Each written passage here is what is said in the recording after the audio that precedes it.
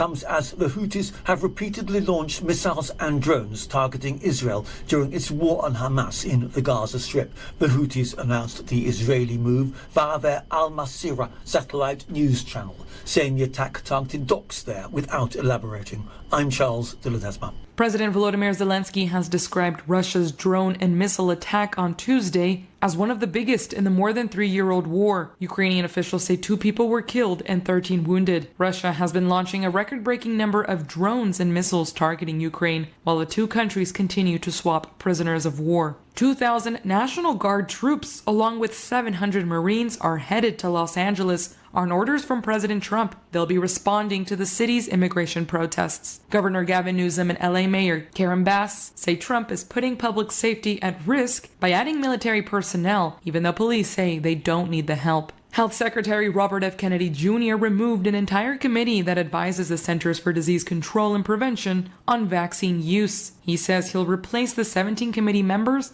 with his own picks. This is AP News. A Pittsburgh area native is getting a second chance at his golf dreams after putting them aside to pursue dentistry. Correspondent Gethin Coolbaugh reports. Matt Vogt is trading a drill for a driver at the U.S. Open. Maybe I didn't dream big enough. The 34-year-old Vogt, who runs a dental practice near Indianapolis, qualified as an amateur for the 156-man field. I knew that it was an absolute pipe dream to get here. I mean, it is for the best pros in the world, let alone amateurs. Vogt grew up north of Pittsburgh and caddied for a few years at Oakmont, which is hosting the U.S. Open for the 10th time. I'm still trying to soak it all in. Vogt played briefly in college before focusing on dentistry. He returned in 2018 and qualified for this year's Open 2 months after losing his father to colon cancer. I'm sure this weekend will be emotional. There's a sense of peace. I'm Gethin Coolbaugh. And I'm Marcela Sanchez, AP News. Have a good morning. This is 8:20 a.m. WCPT Willow Springs and streaming worldwide at WCPT820.com. We are Chicago's progressive talk, where facts matter. Now your WCPT 820 weather update. From the Weatherology Weather Center, I'm meteorologist Jennifer Wojcicki. We'll see mostly sunny skies here for today with a high into the upper 70s. Winds out of the west around 5 to 15 miles per hour, gusting as high as 25. Then for tonight, mostly clear with a low near 61. By Wednesday, sunshine, high of 88 degrees. Thursday, a chance for some showers and thunderstorms, cloudy, high around 80. That's your latest Chicago weather update. Currently, it's 55. Now more than ever, Lowe's knows you don't just want a low price, you want the lowest price. And with our lowest price guarantee, you can count on us for competitive prices on all your home improvement projects. If you find a qualifying lower price somewhere else on the same item, we'll match it. Lowe's, we help, you save. Price match applies the same item, current price at qualifying retailers. Exclusions and terms apply. Learn how we'll match price at Lowe's.com/lowest price guarantee. Sorry, but we actually have a wait list for our Monstera. Shaw's greenhouse is really bringing in the green. We can't keep snake plants in stock. She needs a construction manager to build on her roots and grow. We could add a whole section for ferns. And here we'd have dahlias, dahlias, and more dahlias. Indeed can help her hire great people fast. I need Indeed. Indeed you do. You can schedule and conduct virtual interviews all from your employer dashboard. Visit Indeed.com/credit and get $75 towards your first sponsored job. Terms and conditions apply. Hey Google, play WCPT. Streaming Chicago's progressive talk from TuneIn. Welcome to Choose Views with Richard Chu. Get ready to dive into a world of insightful conversations and thought-provoking discussions. As progressives, our job is to have an all-inclusive, full-on assault with all of our players. A show that focuses on moving our political, social, economic, gender, and cultural conversation forward. And all of our players means all of our players. It's Choose Views. And now, here's your host, Richard Chu. Good Tuesday morning, progressives, and welcome to the June 10th, 2025 edition of Choose Views. 773-763-9278 is our Credo Mobile phone and text line. So give us a holler, give us a shout. Facebook Live, TuneIn Radio, YouTube, and iHeartRadio. Email me at richard@WCPT820.com and catch me on Substack. I just posted a new article that is entitled MAGA, This Carnage is on You. Catch all of our shows by subscribing to our WCPT podcast on Apple Podcast or Spotify. There you can get Choose Views, the short and long versions of our different interviews. Joan Esposito, live, local, and progressive, driving it home with Patty Vasquez. The Big Picture with Edwin Eisendrath, Out Chicago, and our other shows and interviews. Make sure you make your way over to heartlandsignal.com, our digital platform. I'll talk a little bit about that after we come back from the break. But for now, check this out, progressives. Did not rule out literally arresting you, nor Mayor Bass, if you interfere in his work. He said you hadn't yet. He's a tough guy. Why doesn't he do that? He knows where to find me. But you know what? Let your hands off 4-year-old girls that are trying to get educated. Let your hands off these poor people who are just trying to live their lives, man. Trying to live their lives, paying their taxes, been here 10 years. The fear, the horror. The hell is this guy? Come after me, arrest me. Let's just get it over with. Tough guy. You know, I don't give a damn. But I care about my community. I care about this community. The hell are they doing? These guys need to grow up. They need to stop. And we need to push back. And I'm sorry to be so clear, but that kind of bloviating is exhausting. So, Tom, arrest me. Let's go. So that's Governor of California, Gavin Newsom. He's been... How do I want to say this? I'm gonna say it this way. Other than his podcast situation, which we talked about a few weeks ago, and having those guys on, some of those right-wing knuckleheads, I have had no real issue with Gavin Newsom. I really haven't, and I've said for a long time he is that guy. He brings some stuff to the party. And I said it back when he had the guys on his podcast. I said, dang it, you were moving in such a positive direction. And that was something you didn't need to do. And also the issue around his belief with transgender athletes. I'll leave it at that. Okay. I've said this for the longest time. The Democratic candidate, the person that speaks the loudest, the person that stands up, like J.B. Pritzker. See, this is what we have to have. I can look at what those two things with Gavin Newsom and go, man, wish he hadn't done that. At the same time, he's the same dude that when Donald Trump decided to come into the state during the fires, that tried to do that Trump handshake thing, Devin, he was prepared for it and he pulled him back.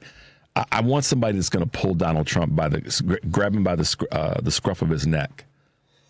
Okay, I believe that moment, just that clip, is what Democrats are asking for. I wish he hadn't done what he had done and had those guys on. He did. Hopefully, he's learned something from it in that regard, in terms of tacking to the right. We don't need to tack to the middle, certainly, as David Jolly pointed out, and when we talked with Sarah Jones yesterday. But doggone it, yeah, bring it. Come to me. You know where to find me. That's what when people have said, what's that singular message, that singular voice, that singular thing from Democrats that people are just craving, and many people who didn't vote, people who were sat in the middle, whatever. That's what people, I believe, want to hear. I may be wrong, but I doubt it. People want to hear that come out of Democratic voices. You know where I am? Come for me. J.B. Pritzker started out early. That's why I think he's got the leading voice in that regard. And one of the reasons he's not getting the props from some of the national media about who's the Democratic voice is because they know that he's the one that he's willing to fight. He's got the money. He's got a strong state. He's got people behind him, and the list goes on. But that being said, and there's some optics behind why they don't want some of the mainstream media doesn't want J.B. Pritzker to be that voice. But we'll get into that as we move along, not today, but in the weeks to come. The point is, J.B. said it out of the gate. You come from my people, you got to come through me. He was clear about that, unapologetic. Gavin Newsom, he's been that way. He just got a little bit off cue. I mean, obviously he had to navigate the horrible event of the fires in Southern California. But the state of California is a target. Los Angeles is a target. San Francisco is a target. I notice how they're not really messing with San Diego. But we'll see. I'm not making any predictions or, any of that stuff. What he said is what people need to hear. You know where to find me.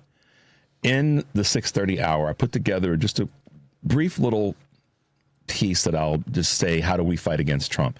I've talked about it in broader terms and on different shows. I've got 6 things that I think would be, these are things that politicians can do, elected officials can do, but I think that we all can individually aspire to do. Maybe not all at the same time, but in part. So in the 6:30 hour, we're going to go through this, and we'll take your calls at the same time that we're going through it. So definitely be prepared for that. Our guests today include Robin Steens. I always say that wrong. Robin Steens, who is with Advance Illinois, and will be talking with us about some education priorities that I think are going to be really important for you guys to hear.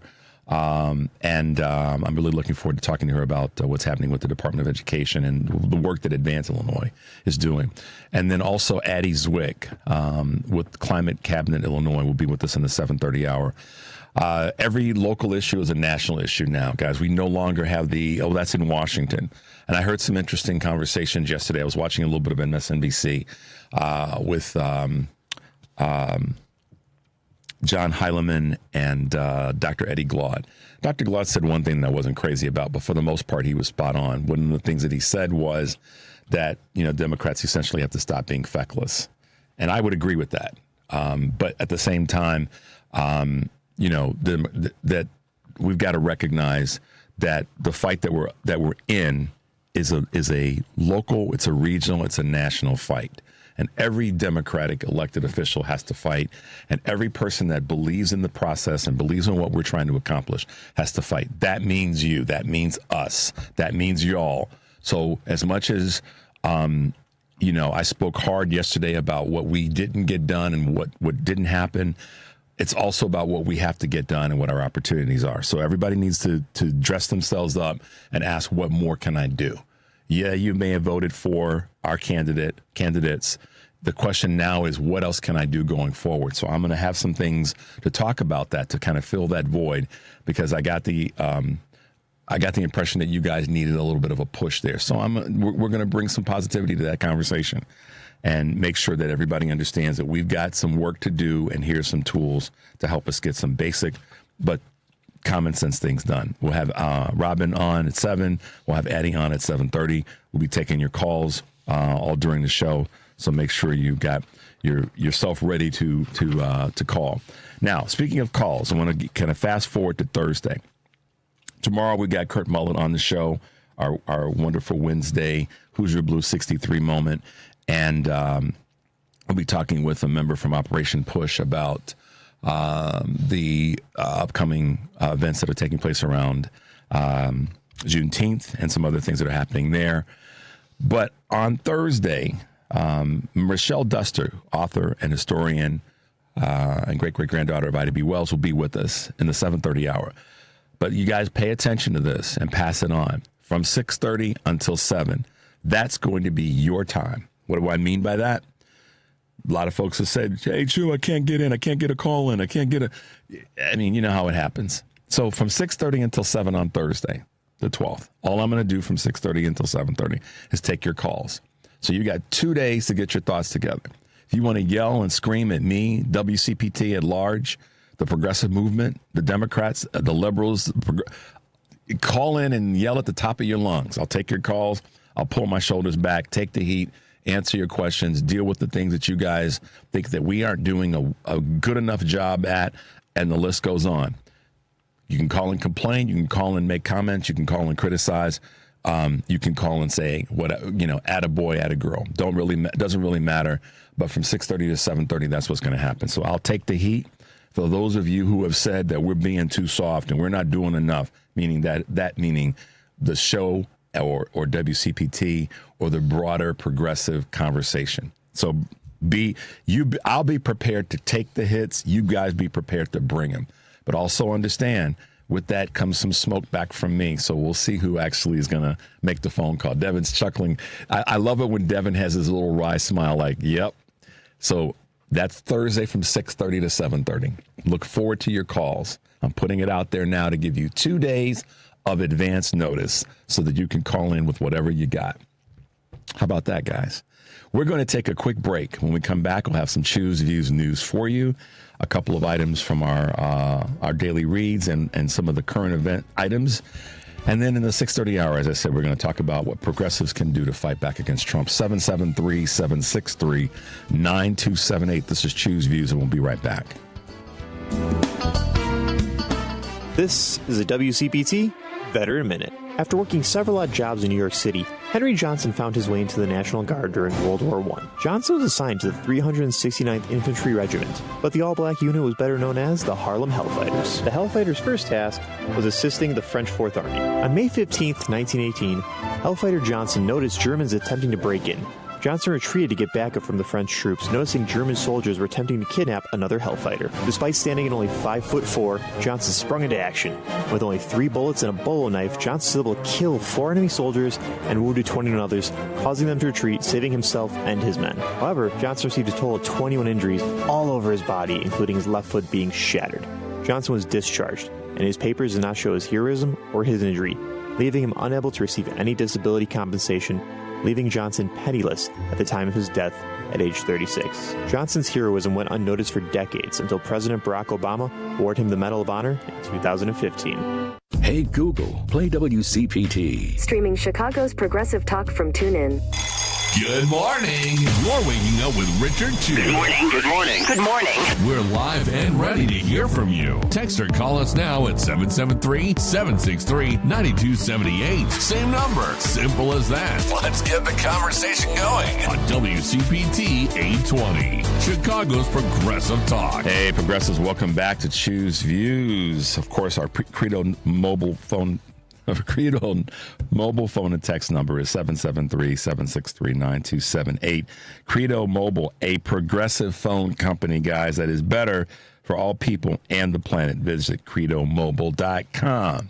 Today on Live, Local, and Progressive, Joan Esposito's guests are Nina Burleigh, journalist, best-selling author, documentary producer, and publisher of the American Freak Show Substack newsletter.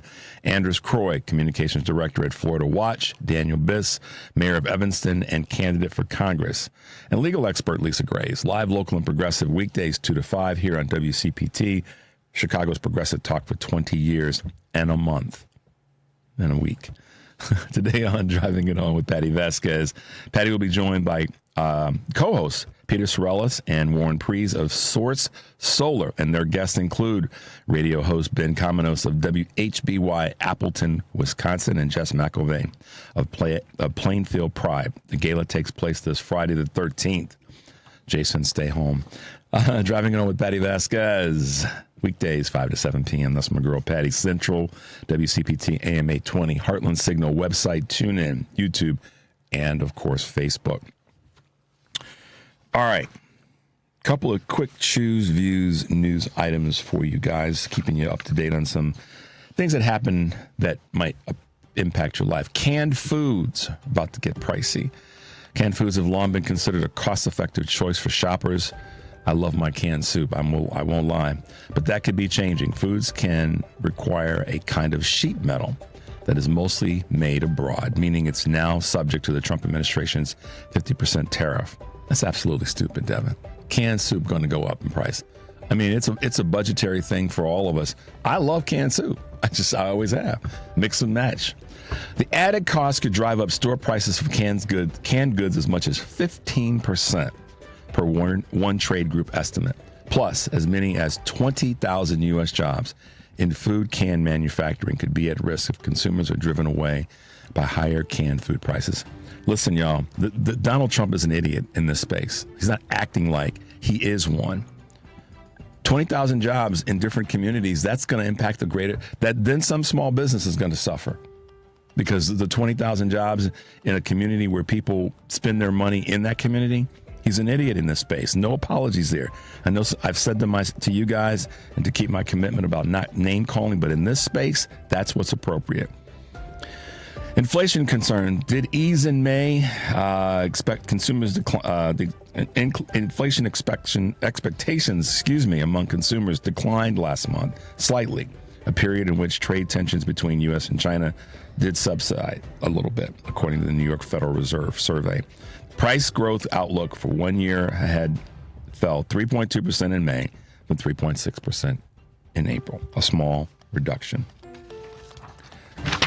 Whole Foods distributor was hit by a hack, and this is important for those of you who may have your stuff tied through Whole Foods. One of the largest grocery distributors in North America hit by a cyber attack. United National Foods revealed in a SEC filing that it shut down part of its IT systems beginning last Thursday, when it first registered the intrusion. The company's operations continue to be disrupted yesterday, and there's no word yet on when they'll be able to back up the problem completely.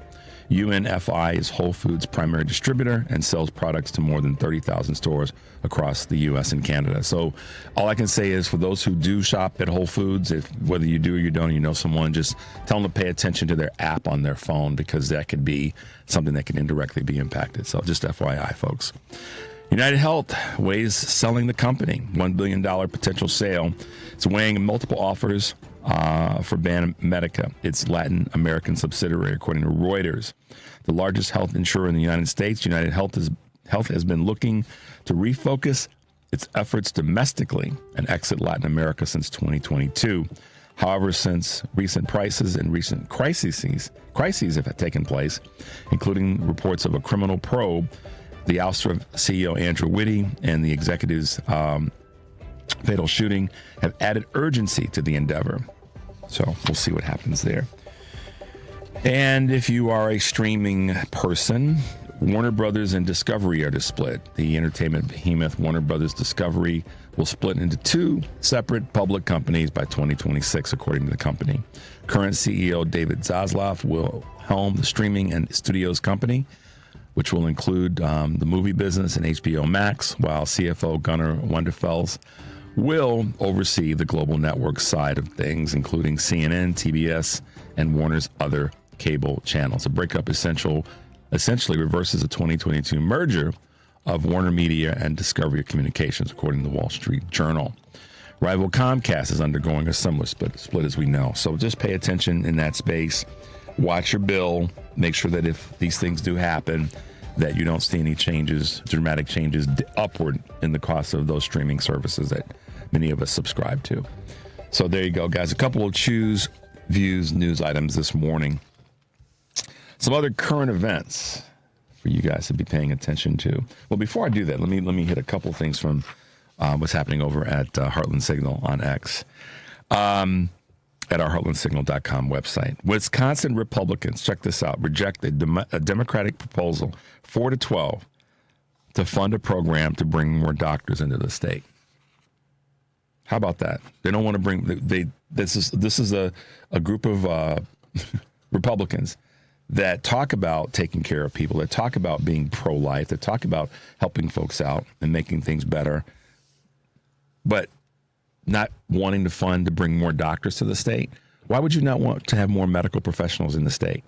See, this is part of what I wrote in my article on Substack, is that the MAGA Republicans, GOP, there's got to be some craven part of their being right now that wants to see this pain and suffering for people. Doctors, by and large, are there to help us improve our health, get better when we get ill. Stay away from getting ill if we can. So why would the politicians vote to not bring more doctors to your state to help in some capacity improve the medical positions of people in your state? It's funding something like that is an investment in the future of the better health of the community. So I'll get a chance to glance through the bill or through the proposal and see if there's anything crazy in there. But on its face, why would you not want to fund more doctors being able to come to your state to help your citizenry improve and have better lives? But that's the GOP for you right now, guys. I'm just telling you. That's where the GOP is. They're not about helping people. They've been lying to people, and in some cases, people that want to be lied to because they don't want to deal with reality. We as progressives, I believe, deal with reality in a different way, and that's to fix things and to move things forward. Another thing that's over at Heartland Signal on X, this has made me chuckle. This is a quote. Despite his feud with Donald Trump, Wisconsin Assembly Speaker Robin Vos, a Republican from Rochester, Wisconsin, thanks Elon Musk for spending millions on the state Supreme Court race to influence Wisconsin voters.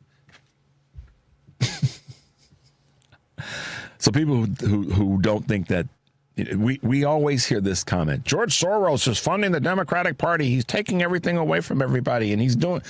George Soros is always the bad guy billionaire that's, quote unquote, a supporter of Democratic policies and Democratic leaders. He's always the bad guy. But we got. This is what's crazy. Just slow down for a minute and just hear this out. A quote: despite his feud with President Donald Trump, Wisconsin Assembly Speaker Robin Vos, a Republican from Rochester, thanks Elon Musk for spending millions on the state Supreme Court race to influence Wisconsin voters. But yet, George Soros is the boogeyman and the bad guy on the left. And you've got an elected official, you've got a person that's holding an office that's thanking an outside influencer, the quote-unquote dude with the most money. I'm not going to call him the richest because I look at the richness as a little bit different. The dude with apparently the most money, some say it's Putin. But that being said, Elon Musk, an outside influencer, having a state official thank him for spending money, millions, to influence Wisconsin voters.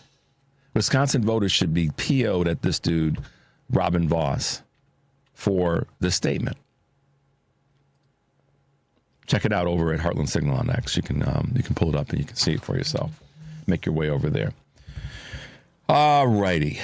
Some other current events that you guys probably saw at this point. It's we couldn't really play the clip because it's more visual than it is audio. How do I want to put this? They're shooting at journalists now. 3 different journalists have been shot with, quote unquote, I like the phrase, non-lethal rounds. Well, depending on where that round hits you and from how close a rubber bullet hits you, it could be very lethal. You hit somebody in the wrong place in their head with a rubber bullet, and from depending on the range or distance, that could be a lethal blow. So the non-lethal rounds is like stupid to say. But that being said, Australian. There was a journalist that was hit by a round. I'm not going to call it a non-lethal round, but one that apparently, I saw the clip, I saw the video, you guys may have seen it by now, that struck her in her left leg. Australian journalist, her name is Lauren Tomasi, was hit by a, quote, non-lethal round fired by a police officer while standing in the middle of the street, clearly taping a segment for 9 News in Australia. That's the group she works for. This took place in Los Angeles. And I saw the clip. I don't know if you saw it, Devin, or not. But it's clear. This guy, he was holding his gun kind of vertically. And he literally brought the gun down and aimed it at her. I don't know the exact distance. He couldn't have been more than 25 feet away from her, maybe 50 feet. It doesn't matter. She was clearly reporting. Had her headset on, had her mic on, had a microphone in her hand rather, and there was a cameraman that was filming it. So there was clearly, it's like if you and I were doing a set in Los Angeles right now, and I'm filming, and you're the reporter, and I've got a camera on you, and there's a phalanx of police officers 25, 30 feet behind us. They can see that I'm filming you. It's not you're a protester that's coming after them. And on top of that, your back is turned to them. You're looking at me in the camera.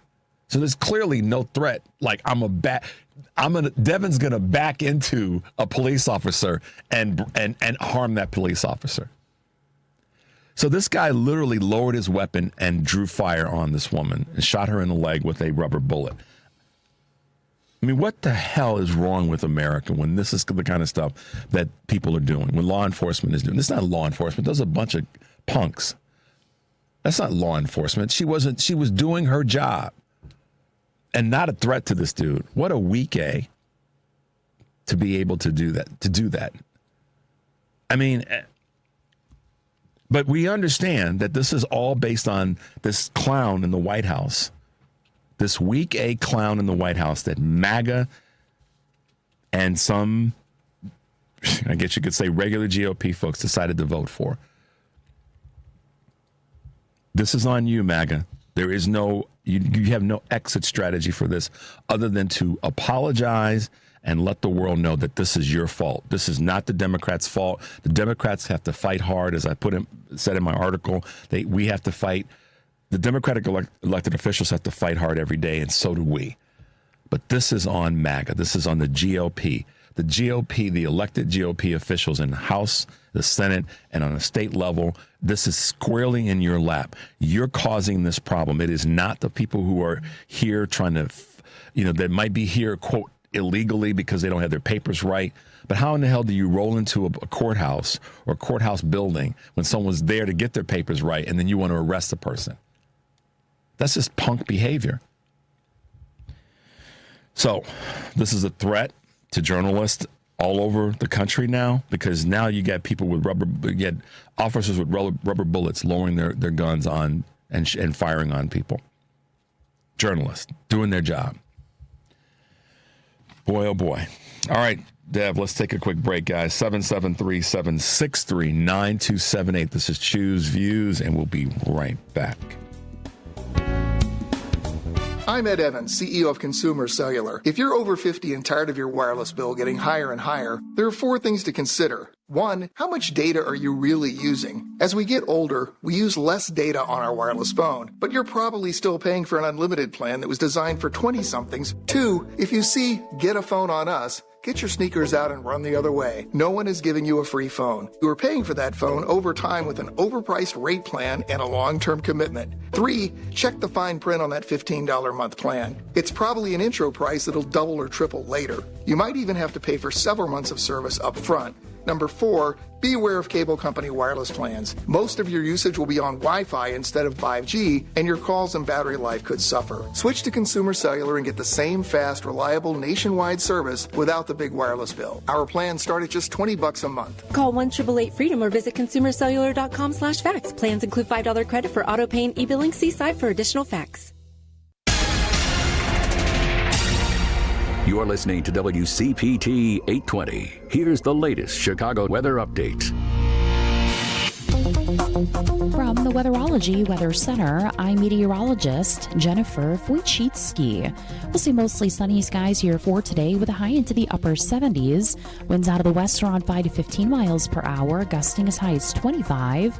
Then for tonight, mostly clear with a low near 61. By Wednesday, sunshine, high of 88 degrees. Thursday, a chance for some showers and thunderstorms, cloudy, high around 80. That's your latest Chicago weather update.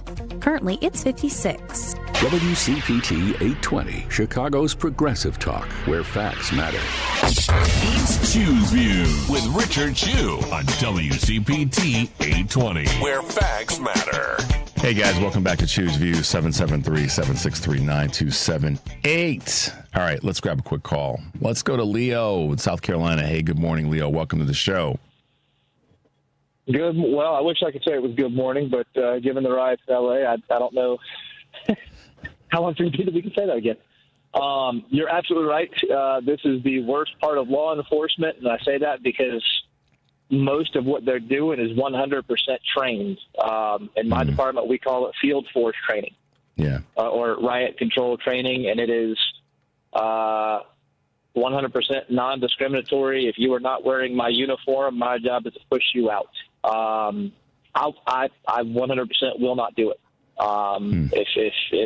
If we get called out for field force training, I'm going to refuse and going to get fired. I hate it. I hated the training. It is absolutely terrible.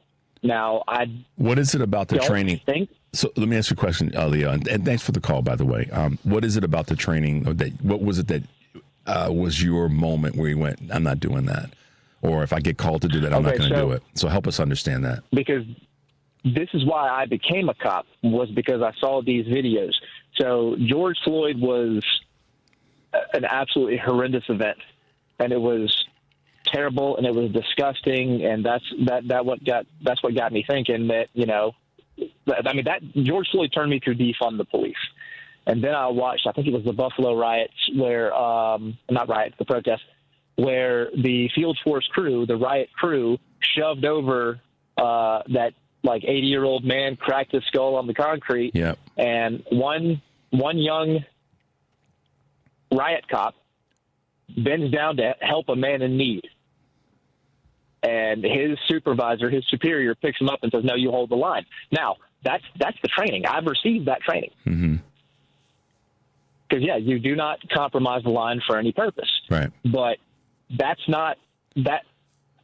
Well, Leo, listen, Leo, everybody knows, as I've come to know over the last few years, not everyone that's in offices of service, you as on the medical side and you on the law enforcement side. So you've kind of got, you got the double whammy of service and seeing some crazy stuff. Everybody's that does this is not built like you, Leo. I think all of us who've had you call into our various shows across the country recognize that you're built differently in that space. You come from a position of understanding and compassion, and that's something that is. It's a mix of craziness in your own system to be that guy. And I mean, let me say it this way. It's kind of like, okay, how do I be today? My internal compass is not allowing me to do this. And so I first have to give you a shout out to you for having the courage to do the work that you do. And I do that every time we get a chance to talk. But I also want to give a shout out to you for saying it, because the folks are from what I've seen and what I've read, and I've tried to really do a good job of this, folks are peacefully protesting. But it seems as though, once again, that the heavy-handedness has caused people to do what, unfortunately, is the dark side, which is to push back in a way that will cause law enforcement to then, exercise their training in certain situations. Yes, and that's, in my opinion, that's the point. Now, part of the reason I'm never going to do something like this is when somewhat uniformed officers, and apparently they are DHS, apparently they are ICE. I still believe they are Proud Boys and Patriot Front, but they have probably been deputized to take these positions because they are hiding their badges, which I am not legally allowed to do. If you want to know my badge number, I have to tell you that. I'm not going to tell you on air because I do want to keep my job for as long as I can. But if I'm in front of you, I will tell you my badge number. I have no problem doing it. I'm actually legally obligated, but I also am trying to do a good job. Therefore, I'm not hiding anything. But when someone who's dressed like me is not giving you a criminal infraction to detain you or arrest you, then that is by definition kidnapping.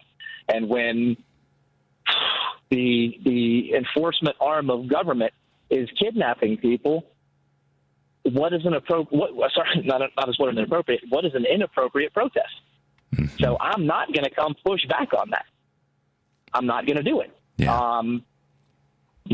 I've been scared when I've been notified that I'm going to take part in a warrant service that I'm going to lose my job, because if they tell me I'm going to enforce an administrative warrant, which I have on paper that I cannot do, but I've also heard from my supervisors that we're going to help them if they ask, I'm not going to do it. And, I keep telling my wife, this might be the day. This might be the day I lose my job. Well, so let me ask you another quick question before we let you go. Yes, what do you think will be, I don't know if you can even know the answer. I'm sure you have an opinion. What do you think will be the thing that'll be the course correct right now with the situation in Los Angeles? What do you think it's going to take to course correct where we potentially could go 700 Marines have been, instructed to step up. And what do you think is going to pull this back? Again, this is why I took the job. It's going to take people in law enforcement to say, I'm not doing it. It's going to have to take people in the military to say that this goes against the Uniform Code of Military Justice. Like, we cannot fire. Like, the Marines should absolutely not be there. Yeah. And the National Guard should be there protecting people, not harming people. Yeah, but here we are, and this has been since the inception of this country that uniformed people are more often than not used to oppress people than to help people. Now, I know there are cases where we have helped people, and there are cases where we have been called to help out in Selma, and that's fantastic. But we need people in my profession, people in the military need to step up and say this goes against everything we stand for.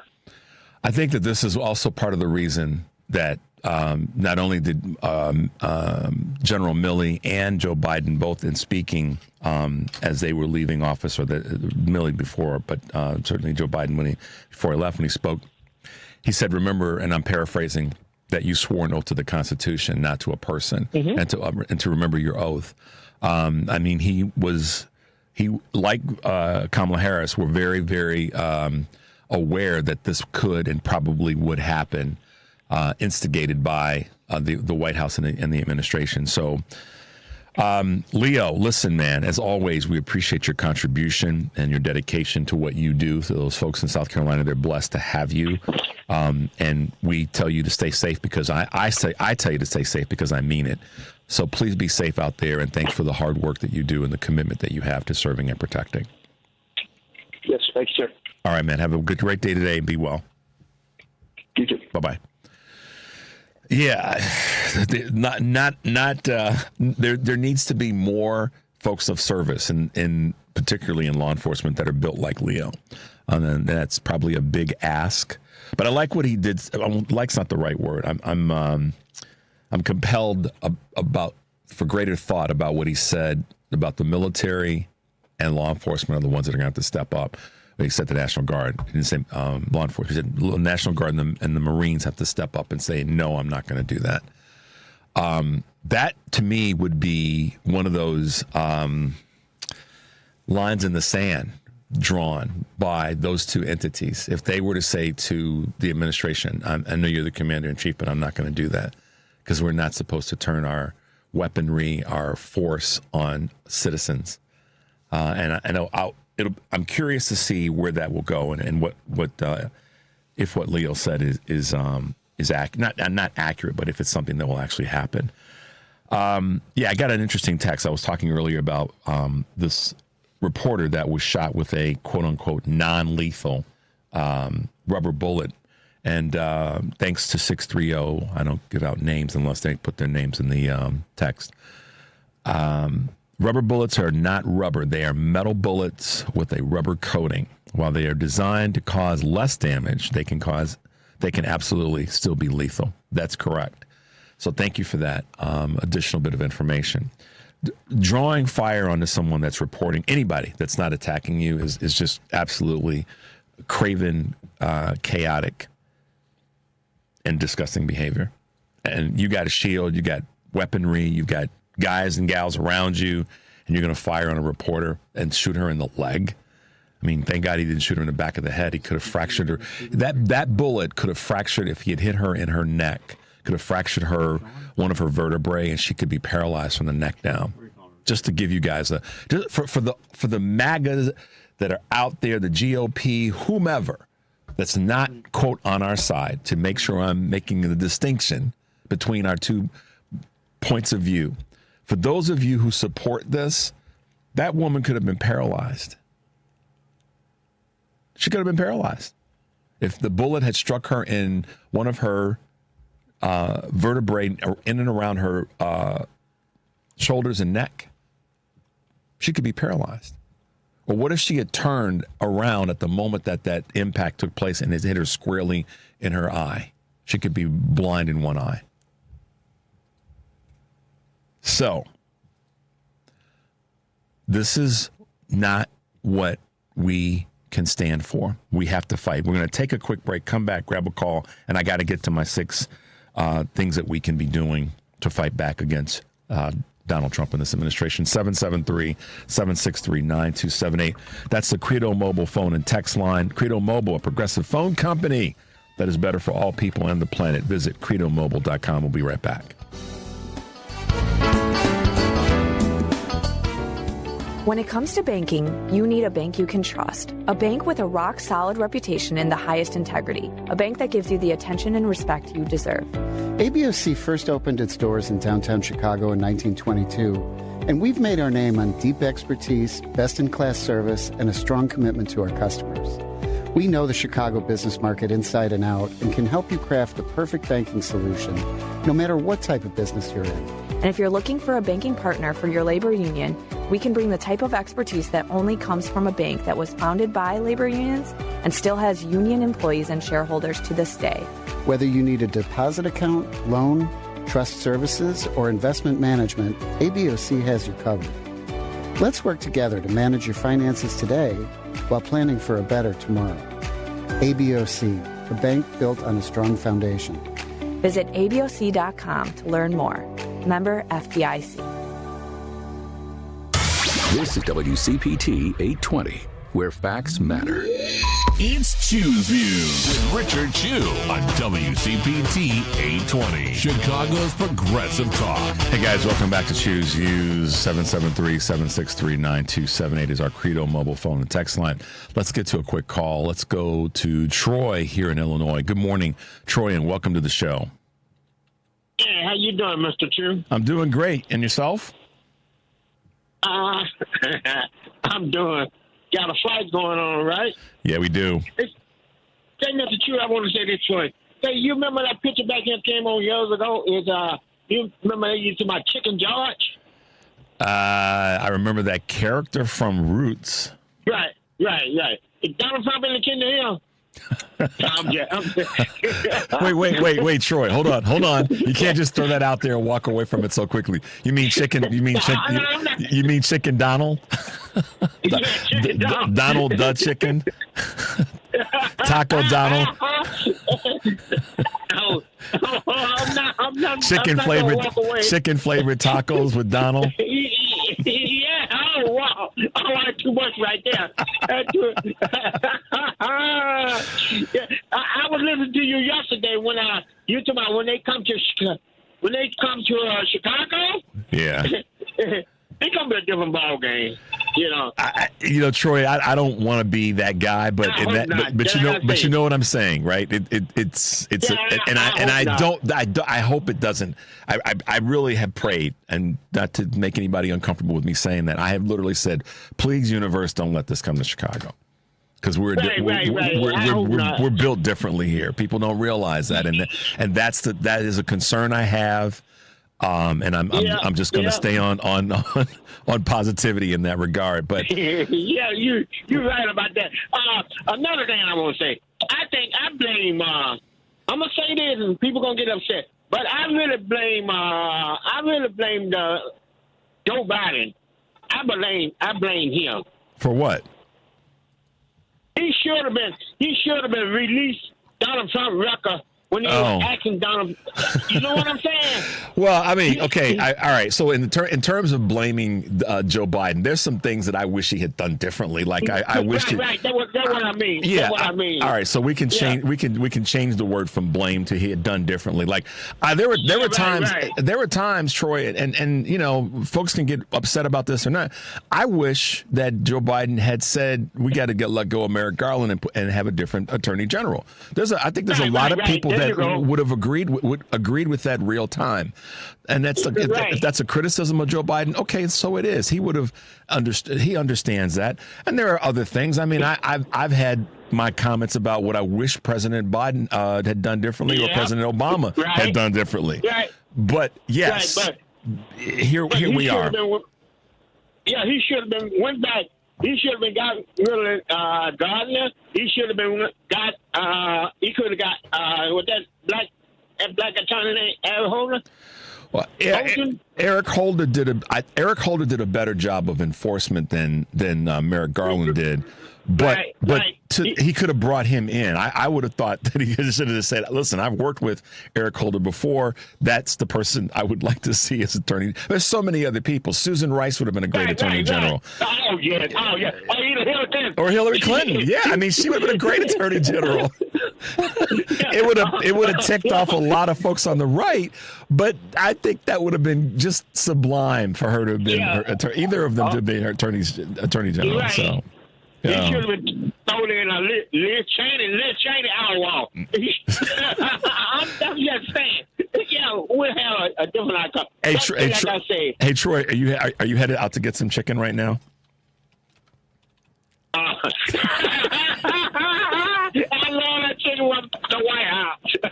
That's a papa. I love that chicken from the White House. Love that chicken from the White House.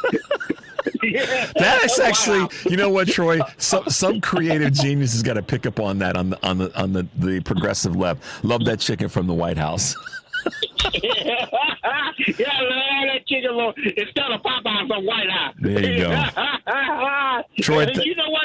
I'm gonna say this and I'm gonna get off. Okay. What's that? What that lady name that she took over for you that day? Michelle. Well, I'm gonna close with that. I just like I said, I jump out of the airplane with Madonna parachute for her. Well, I'm sure she knows. I'll let her know if she doesn't. All right, Troy. Thanks for the call, man. Okay, we'll go to the White House and get some chicken. All right, man. Be well. Stay safe. Okay. Oh my God. There's a comedy for the morning. Everything from. Listen, we need some laughter right now, even if it's crazy A laughter. But Troy, the point that Troy was making in the craziness of our laughing is Donald Trump's a chicken. Just is. And, you know, I think that Chrissy Teigen, and it's now in the congressional record. I can't say the words on the air, but it's in the congressional record from the testimony of what Chrissy Teigen said about Donald Trump. It's right. It's spot on, and you guys can look it up. The acronyms, the letters are PAB, and you guys can figure it out from there. All right, I got a few short minutes that I want to just cover these things that I put together that I think we should be leaning into. People ask, so okay, well, what are we doing to go forward, to fight forward? And in my opinion, there's more. But these are things that all of us can do that are not elected officials, but most certainly can be implemented. You can take one at a time, or you can try to do them all. But this is the positions that we got to take. These are the positions that we must take to fight back against Trump right now. We can't wait and see any longer, like what's going to happen. We can't. The Democratic elected officials can't wait and see, and we as individuals can't wait and see what's going to happen, because we know it's happening. So we have to fight right now, every day, right now. There is no longer.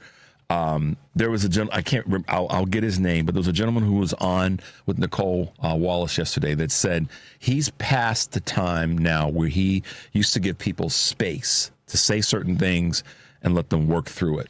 That was inappropriate, that was wrong, that was harmful. He says right now I'm bringing a sledgehammer to break through that in real time. And I've been saying that for months now. Real time. Don't wait and see. When someone says something that's garbage, you have to address it right then, right there, on the spot, in the moment. It's risky, but the other risk is not worth it. So don't wait and see. We kind of have to be past that. The second thing, protect the vulnerable in your daily life. Protect people. Right now, we've got mothers and babies that are being snatched by this crazy A administration. And Tom Homan is as big of a punk as Donald Trump is. I'm going to say it. I'm just going to say it because that's what I believe. I'm not going to lie about it. I'm not going to be worried, oh my God, if it gets... Tom Homan is a thug. He's not even a thug. He's just a bully and a punk. Maybe a thug too. Protect the vulnerable in your daily life. Protect them from these people that are snatching people off the street, moms and babies. And in that, we take a stand on immigration. We have to keep pushing our local government to do as much as they can to push the state and federal to take a stand now. This whole deportation of folks, yeah, Obama deported people too, but the way in which people are being deported today, I mean, frankly, in the last 6 presidencies, all presidents have deported people for reasons that were legitimate and legal. The manner in which, no one has said, Mayor Johnson, Governor Pritzker, Governor Newsom, Mayor Bass, the list goes on. London, Breed in San Francisco, and in New York, they've all said, if they're not here legally, we have to find a way to have them here or they have to be deported. But let's take a stand as individuals on immigration to help the people who want to be here and be here the right way, be here. The other part, which is, I've said this for the longest time, I'll just sort of put this into this little outline. Tell Congress to fight Trump. We have to have Democrats in Congress that are going to be willing to fight against Trump. And at the same time, make sure that you're also telling Republicans. They are the ones that have the numbers right now. They are ultimately the ones that are responsible. The Republicans are the ones that can actually fix this. So if you're in a Republican district, or if you voted Republican and you don't like this, then it's your responsibility to show up at the town hall, call their local office, call their federal office, and tell them to stop this right now. Those are for Republican voters to be doing. If you truly are about fairness, balance, and being patriotic and believing in people. If you can make donations, personal donations to progressive organizations, then do so. Or contact them and find a way to volunteer to be a part of what they're doing, to be helpful. And last but not least, be the media. Yesterday, and this is what made me think about putting this together. Yesterday, the question was, how do we get a message through when the mainstream media is presenting itself in the way in which it is and not covering things?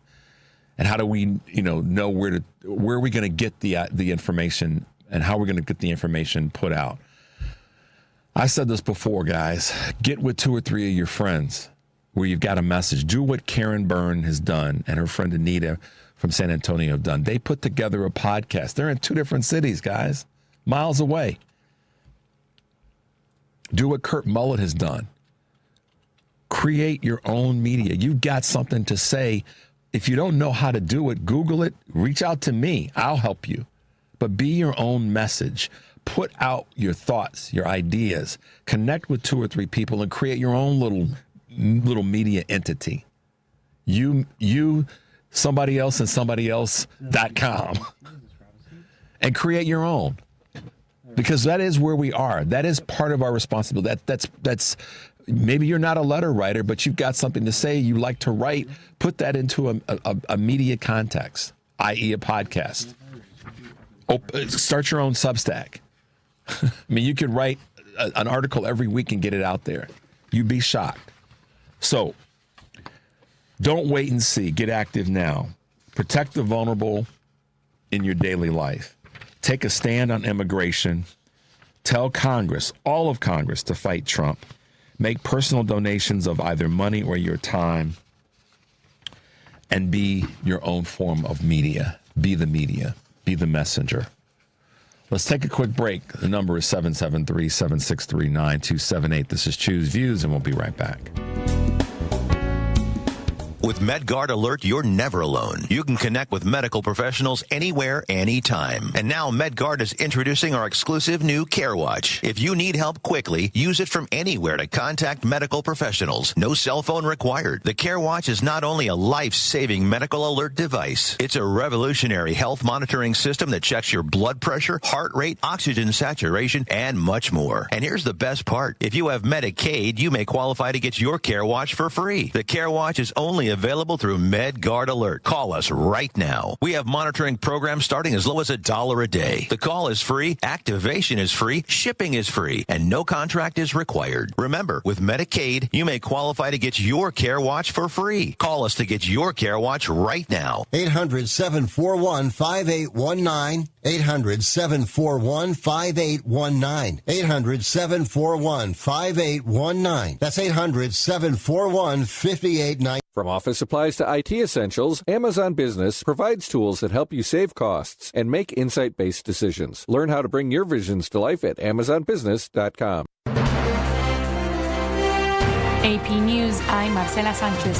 AP's Lisa Dwyer reports preparations are underway for the military parade in Washington, D.C. The U.S. Army is unloading tanks and other equipment in a rail yard in Maryland in preparation for the military parade in Washington, D.C. to celebrate the Army's 250th birthday. Overall, that is 90 vehicles of the 150, which will be in the parade on 14 June. Camille Stockhofer with the Army's 3rd Armored Corps says it's a good training experience. It's going to cost a little bit of money, but we're getting training value out of this.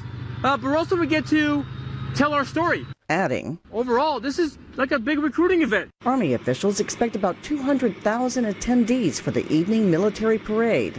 I'm Lisa Dwyer. Defense Secretary Pete Hegseth will face sharp questions from members of Congress in 3 separate Capitol Hill hearings beginning Tuesday. It's expected he'll be asked about his sharing of sensitive military details over a Signal chat and controversial spending by the Pentagon, including security upgrades to turn a Qatari jet into Air Force One, and pouring as much as $45 million into Saturday's military parade in D.C. Meanwhile, the Pentagon is scrambling to establish rules to guide 700 Marines being deployed to L.A. who could be faced with using force against protesters. In other news, activist Greta Thunberg has been deported from Israel after the Gaza-bound ship she was on was seized by the Israeli military. Thunberg was one of 12 passengers to board the Madeleine, a boat carrying aid destined for people in the Strip. Israel says these ships violate its naval blockade of Gaza. Russia sent waves of drones and missiles in an attack on 2 Ukrainian cities early Tuesday. Ukrainian officials say 3 people were killed and 13 injured. The attack hit the capital city of Kyiv and the southern port city of Odessa. This is AP News. At least 8 people have been killed in a shooting at a school in the Austrian city of Graz. The city's mayor says the suspected perpetrator has also died. Mayor Elke Kar described the events as a terrible tragedy. The Austria press agency reports. The report adds the fatalities were 7 students and 1 adult. Kar also says that many people were taken to hospital with injuries. Special forces were among those sent to the Borg High School after a call at 10 a.m. local time. At 11:30, police wrote on social network X that the school had been evacuated and everyone had been taken to a safe meeting point, and they believe there's no longer any danger. I'm Charles de Ledesma. And officials say a French middle school employee was stabbed to death. And French officials say a French middle school employee was stabbed to death by a 15-year-old student during a bag check Tuesday. The incident happened at a school east of Paris. The student was detained. This is 820 AM, WCPT Willow Springs, and streaming worldwide at WCPT820.com. We are Chicago's progressive talk, where facts matter. Now, your WCPT 820 weather update. From the Weatherology Weather Center, I'm meteorologist Jennifer Wojcicki. We'll see mostly sunny skies here for today with a high into the upper 70s. Winds out of the west around 5 to 15 miles per hour, gusting as high as 25. Then for tonight, mostly clear with a low near 61. By Wednesday, sunshine, a high of 88 degrees. Thursday, a chance for some showers and thunderstorms, cloudy, a high around 80. That's your latest Chicago weather update. Currently, it's 56. Menards has all the tools and fasteners you need to finish your home improvement project. Whether you need standard nails for general construction or specialty nails for specific applications, you'll find them here. New Fast nails are made in the USA with the highest quality steel and have superior holding power. Check out our entire selection of New Fast nails in store today and see the rest of our deals in our flyer on Menards.com. Save big money at Menards. You're listening to WCPT 820 because facts matter. Welcome to Choose Views with Richard Chew. Get ready to dive into a world of insightful conversations and thought-provoking discussions. As progressives, our job is to have an all-inclusive, full-on assault with all of our players. A show that focuses on moving our political, social, economic, gender, and cultural conversation forward. And all of our players means all of our players. It's Choose Views. And now, here's your host, Richard Chew. Hey, progressives, welcome back to the show. 773-763-9278. We are always, as I say this, fortunate when we have a guest that is one of those people that's leaning into an area that's important on a local level. And the local could be Chicago local, or it could be Philadelphia, it could be Houston, it could be Seattle, it could be any city in America. And what I mean by that is education. Education is important on a local level anywhere in the country. And it most definitely is a part of our national conversation right now. With us this morning, that I'm pleased to have, let me put my glasses on because, sometimes it's hard to read things, is the executive director of Advance Illinois, an independent statewide agency that's an advocacy agency for education. And who would that be other than Robin Steens? Good morning, Robin, and welcome to Choose Views. Good morning. Really happy to be here. Thank you. We're happy to have you. My goodness. My comments about education being a national conversation are definitely, even though Advance Illinois is right here in the state of Illinois, your mindset about this is broader. It's about how do we make education, a better source and world-class for every Illinois student. But certainly, I'm sure that if you were in the state of Pennsylvania, you'd have the same point of view about the importance of all of our children, all of our kids being properly educated. Is that a fair statement to make? Absolutely. And what's happening right now at the federal level is affecting students it may be that our focus has been here in Illinois, but never has what's happening at the federal level had a more profound and chaotic impact on what's happening at the local level right now. Chaotic is the word that's unfortunately, it's the word of the day as it relates to this administration. Robin, I didn't mean to skip over this, but just take a moment and let our listeners know, let our listeners know a little bit more about you and your background and how you became the executive director of Advance Illinois. Sure. So I started my professional life as a teacher. I was a high school teacher in Boston and spent some time in San Francisco and then here in the Chicago Public Schools. And I ultimately went on to get my law degree and have been doing education policy work for the last 20 plus years here in Illinois, including as the founding executive director of Advance Illinois. And Advance Illinois is a bipartisan education policy and advocacy organization. And our goal is just to make sure every child in Illinois has access to high-quality early childhood, K-12, universities, and can really live up to their full potential. And honestly, we find that really does cut across all those political lines when you just talk about what you say all the time, facts. When you just stick to the facts and you stick to students, there's a lot of common ground, and our job is to find that and push on it. Yeah, this is, you like Mayor Johnson have something in common, and that is when it comes to your children. Your children go to public schools, and he proudly speaks to that, and you do as well. And so this is not meant to sound anything other than a genuine question. Why do you have your children in Chicago Public Schools? I mean, it's and I think that is at the heart of the national conversation that's happening right now. I deeply believe in public education. I think that it is one of the most important institutions in this country. I think it creates opportunities for all. It brings people together. It creates common understanding of our history. It ensures that people have the tools that they need to go on and succeed. It brings us in community with each other and creates common culture and values and stories. And there is literally no more important institution. And I'll go a step further and say, I think one of the reasons that the United States has been such a powerhouse on the world stage, be it economically or otherwise, is because we have invested in public education. It has been a priority for all children to have that opportunity to learn, develop skills, and live into their potential. And we've done that more deliberately than most other countries.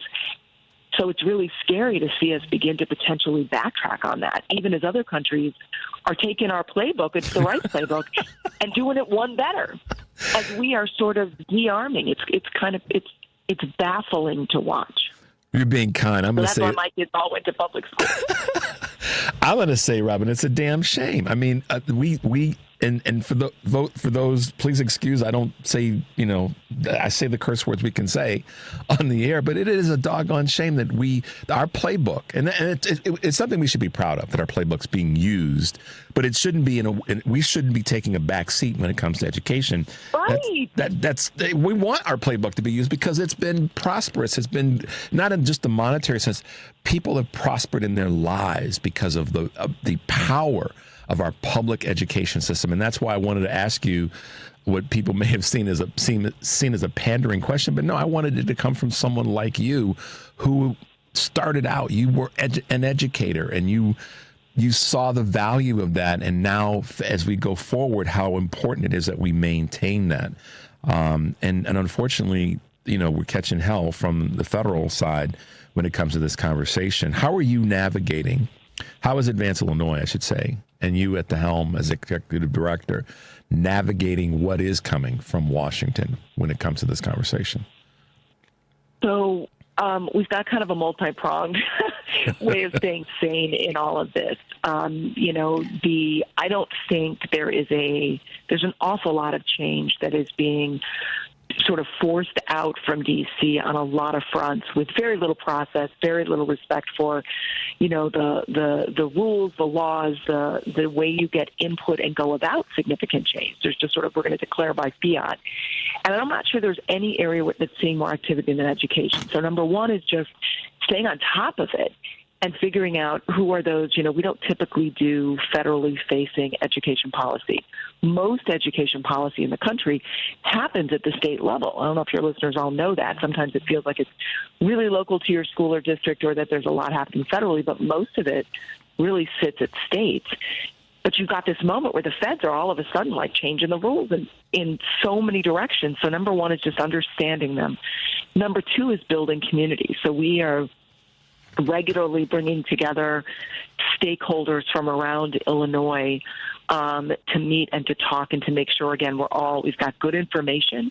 There are some very smart people at the national level who are paying close attention, not only to executive orders, budget proposals, budget actions, rescissions, contracts are being breached. Every time you turn around, which is not something you expect of your federal government. When they say, okay, you can take a little bit longer to spend your federal relief dollars, you expect you're going to be able to take a little bit longer to spend your federal relief dollars. And you will go ahead and you make decisions based on that, and then they change course. So we've got people who are at the federal level that we regularly bring in to help update us, as well as sort of sharing information we're all hearing. And then we're in community with folks. What are you seeing in your schools, in your child care centers, in your local universities? And then the other thing that we're looking to do is, okay, we know the things that Illinois needs to be doing. How can we make sure we can continue to effectively stay the course on the priorities here in Illinois, despite all the federal noise? And then where can we lend our voice at the federal level? And where can we bring others together to have some collective action to push back on some of these proposed changes that are particularly heinous? Yeah, and again, you're being kind in that, but I've got to ask you this question, and I appreciate you breaking that down as it relates to how you're navigating through those pressures. They are crazy, and they are coming without any real plan. It's just stop, don't do it anymore, don't provide any support or funding, and there's no plan there. And that makes it difficult. It's just the same thing with the tariffs. There's no plan there. It's just we're going to impose these tariffs, and it doesn't give businesses the time to plan around how the tariffs could actually be implemented in a cogent way. So here's my question. I've got to ask you, and it's not to put you on the spot, but it's just one that I would be curious someone in your role and your position would handle. If you had a sit-down meeting with Linda McMahon, what would be maybe the first one or two questions that you would be compelled to ask her? I would want to understand, obviously it's a top priority for them to get rid of the Department of Education. And I thought what was so interesting is when the president signed the executive order calling for the dismantling of the Department of Education, which he doesn't have the authority to do. That is established by law. It's got to be changed by law. There has to be a process and input, so they're trying their level best to subvert that or go around that or gut it to the point where, it technically exists, but it's not able to do anything. But I think my question would be, what's your theory of action? And the countries that the president cited while he was signing the order were some high-performing countries like Finland, et cetera. Finland has a strong central educational system. It's got common academic standards for its students. It puts significant amount of funding at the national level into education and provides really significant wraparound services. And so it's ironic to me. I guess I'd want to know, what's your end game? So you're saying there's something you want to get rid of. How do you see that benefiting students? How is that going to strengthen the opportunities that are available to students? Because I don't think they've thought that through. And I'm going to give one small example. The federal government is where data is collected and reported. And that seems like a small, relatively unsexy thing. But because I know it's something that is an anchor of everything you do, facts matter. Yep. Well, facts rely on data and research. And there is literally no place. Like, a first reaction when they cut the department is the arms of the education department, the IES and the NCES that manage data, went from 135 people to 3. Jesus. I want you to hear that again. You cannot say that, Robert. I'm sorry. Say that again for all of us in the cheap seats that didn't catch it. Please say that one more time. So there's two: the Institute for Educational Statistics and the National Center for Educational Sciences. And I could be mixing up the S's. It's just IES and NCES. NCSS, right? Right. IES went from, I believe, 135 employees down to 3. And NCES was cut in half. Now, these are the ones that administer the, what's called the nation's report card. Every other year we do a sampling of students. How are we doing? What do we know? These are the places that gather information on, students from all backgrounds, civil rights information. These are the groups that make sure that we have good information about who's going to college and how they're doing there, and are they staying, are they succeeding. This is where all of the nation's data, whatever you want to understand how your student's doing, how your state is doing, you need these federal data sources. And when you cut the arms of the department that are responsible for them, you basically gut them. Mm-hmm. We are watching those data systems fall apart in real time. And I don't know how you make informed decisions that are good for children if you don't have basic information. I don't know how to understand if programs are working, who they're working for, what makes them better, what makes them more efficient if you don't have basic information. And there's nobody in a position to gather that information the way the feds are. So I'd want to ask Linda McMahon, why wouldn't you want the federal government to be in that business? Why would you gut our ability to collect data and use it? I literally don't understand how that's good for children. And it seems so I'd pull on that one thread and just see if there's a reasonable point of view. When you pull on that thread, though, Robin, you know as well as I do that the entire garment would unravel. And that would be good because then it would show the mediocrity of her in that role. She doesn't understand the impact and the import of that role as it relates to educating our students and making our citizens, our future leaders stronger. I don't think she has a clue because, to your point, their theory of action, I wrote that down. I'd never heard that before.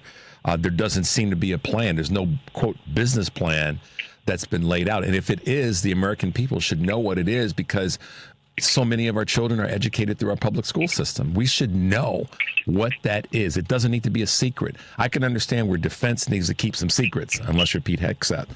But, we need to know how our children are going to be the benefactors of this incredibly important department. So I've wanted to ask you that question. Like, what would you ask her?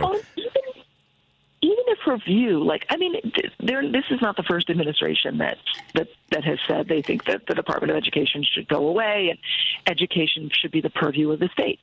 Just let the states do their thing.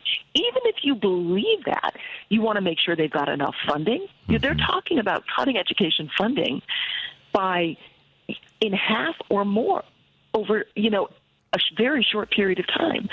Again, I'm trying to figure out how that's good for children and how they believe those cuts, as massive as they are being proposed, can possibly be replaced at the state or the local level.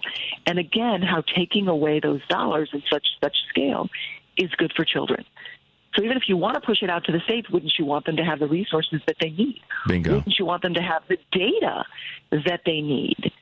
So it doesn't even make sense. Even if they think states should have more control, they've got to have the resources and the information to use that control effectively for kids. And then where is the money that's being cut going to ultimately go? If from that federal budget. So let's pivot real quickly, and we're talking with Robin Steens, who is the executive director of Advance Illinois, about education, about advocacy, about improving statewide education here in Illinois. But obviously, Robin has some thoughts and some ideas about how we look at public education on a national level. Here in Illinois, what would you say right now are going to be your, biggest challenges, but at the same time, your biggest opportunities for success? Well, I do think that, as we were just talking about before, I do think activating people and people understanding and paying attention and sort of being reminded public education matters. This is something that is essential. It is the bedrock, really, of everything that we do. And if we are not educating all children, and we're not giving all children opportunities, we're all going to pay a price for that. And I think you've got a national government which is not as interested in making sure that everybody is served well. So part of our mission has always been to create that equity, to create those opportunities, to create that access, and that's not going to change. So, we're working hard on a new funding formula for our public universities. They are deeply and badly underfunded. And the ones that are the most underfunded are the ones that disproportionately serve students from low-income households, students of color, first-generation goers, and we really need to fix that. I think that is going to be hampered by the fact that we also need to make some additional investments. And so in a world of deep federal funding uncertainty, it makes decisions that call for new investment that much more difficult. Number one. And number two, we badly need to both grow our teacher pipeline and diversify that pipeline. The research tells us that all students do better when they've got a more diverse set of teachers, but particularly students of color need to have teachers of color along the way. And there's a really deep mismatch right now. Over 50% of students in Illinois schools are now of color. Only 17% of teachers are. So in a world, the state has a 30-year plus program, the Minority Teachers of Illinois Scholarship Program. And in this moment where we are sort of turning civil rights on its head, that is under attack. There's a lawsuit against that program, and we're very likely in this climate going to need to change that program instead of directly saying this is just for candidates of color. It will be, I think the state will try to find ways to make sure that we continue to invest in growing the pipeline, that we continue to make financial burdens less of an issue for who wants to come in and be a teacher, but may not be able to be as direct as we've been to say we want candidates of color because the research tells us that's what our students need. And I hate, again, that we can't use facts and research to direct policy. It's crazy to me. We know what our students need. We know how to get it. And we're being, under a great deal of pressure not to do what we know is best for kids. We've got a lot of things that we know to do. It's just going to be more challenging in this environment.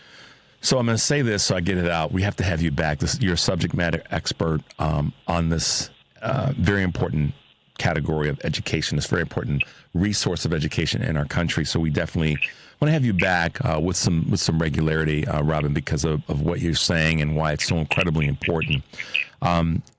Let's talk about allyship real quickly as we wrap up. Here in the state of Illinois, do you have allies? Are you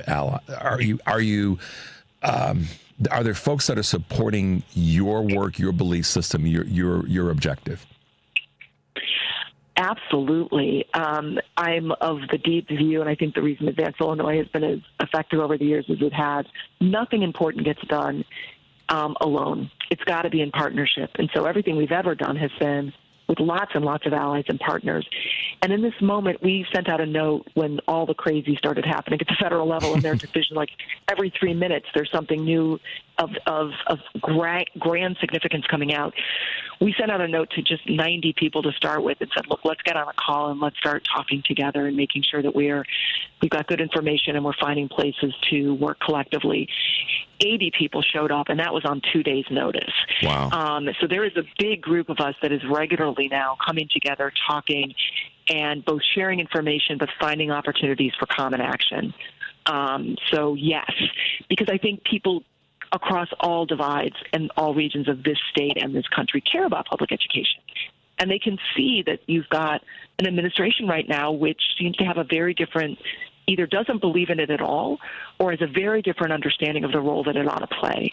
So we need to be together to be clear about what we stand for and how to make sure that we stay the course on that at every level, community, state, and federally. So, yeah, lots of allies. And anybody that's listening that wants to get involved, advanceillinois.org. There's a Take Action page. Sign up. Let us know that you're interested in getting involved, and we will send out action alerts and give you opportunities to be heard. And that's where I was going to go next. So thank you for being. You see that we're on the same wavelength this morning. I was just going to say, Robin is a prototype of a good educator. She's reading what the students in the classroom are probably thinking about what's going to happen next. And that's what I wanted to do, Robin, to just give you an opportunity to let folks know how they can get involved. I'm a big believer in our guests having the opportunity to say, this is how to find us. This is what we're doing. Here's how you can participate on a local level on a subject that's a national concern. So one more time, let folks know how they can get involved with Advance Illinois. www.advanceillinois.org. There's a Take Action page. Sign up for our newsletter and sign up for action alerts, and we'll let you know when and how you can make your voice heard. And we're getting better and better at being heard. But in the meantime, if you've got concerns, don't just find out who your local state rep and state senator are, though they should be making noise up to the feds. Find out who your congresspeople are, and make sure that you know how to be in touch so that when things happen you care about, you can let them know you're watching, because what we're seeing is one of the few things that is causing the federal government to pause, and there ain't much. But one of them is when they hit a buzzsaw, when there's enough noise on an issue that creates enough heat for enough congresspeople, you start to see them shift. So that's part of the chaos is we say something big and then there's a lot of noise and then they change course. You're seeing that on tariffs too, right? Big tariff, no tariff. Yep. We'll come back and do more tariff. Like you said, I don't know how anybody is planning, be they in the business sector or the education sector, with all the back and forth. But you got to be heard. That's one of the few things that seems to work. I appreciate you saying those last few sentences, because I've been preaching that, if you will, respectfully for a long, long time. Stay involved. Make your voice heard. Do not sit quietly. Take action. Get connected with the group. Find the Robins of the world and say, how can I help? I don't want to sit in my silo and not do anything. This is an opportunity. And what Robin just said, guys, who are listening all over the country, that has meaning. So please take heed to what she just gave you as your homework assignment coming from a teacher. Robin, thank you for being with us this morning. I'm glad that you were able to take out some time. I really hope that you'll be willing to come back with a little bit of regularity, because this is an ongoing issue. It's a topic that's incredibly important to all of us. And I so appreciate you taking some time out this morning. Really appreciate your having me. Share your sense of urgency, and honored to be on it. Happy to have anytime you'll have me. Absolutely. Robin Steens, thank you for being with us this morning. Have a great day and a great week. We'll talk soon, okay? You too. Thanks so much. All right, bye-bye. That's what I'm talking about, y'all. I mean, I say it every day, a couple times on every show. Get involved. Find a place to go and lean into something that's important to you. And Robin Steens, who is the executive director of Advance Illinois, just said it. And not just about education. She was talking about it in all different areas, you know? So she's plugged in. You could hear the urgency and excitement and passion in her voice on this. So take heed, y'all. You don't have to always believe me. I try to have folks on here who can talk about it better than I can in certain ways. All right, let's take a quick break. 773-763-9278. When we come back, we'll be talking with another subject matter expert on an area that's important to us. This is Choose Views, and we'll be right back. This is Tony Moray. I'm an estate planning lawyer who drafts living trusts and wills. Since the election, I've been hearing from my clients, many of them fellow WCPT listeners. And we all wonder, how did this happen and what can we do? The how is, of course, very complicated. My thoughts as regard to what we can do is simple but important. We need to take extra care of those we love. Having an estate plan using either a living trust or will can provide comfort in uncertain times like these. When the progressive values we hold dear are under attack, I feel we must make sure that our personal lives are secure and then work out from there. I've been drafting estate plans for my clients for over 30 years, and I will use all of that experience to help you. Please call me at 847-996-0496. My website is MorayLawOffice.com. That's Moray spelled M-O-R-E-E. Again, the phone is 847-996-0496. There is no cost or obligation for our initial discussion. I look forward to speaking with you. This is a WCPT moment in labor.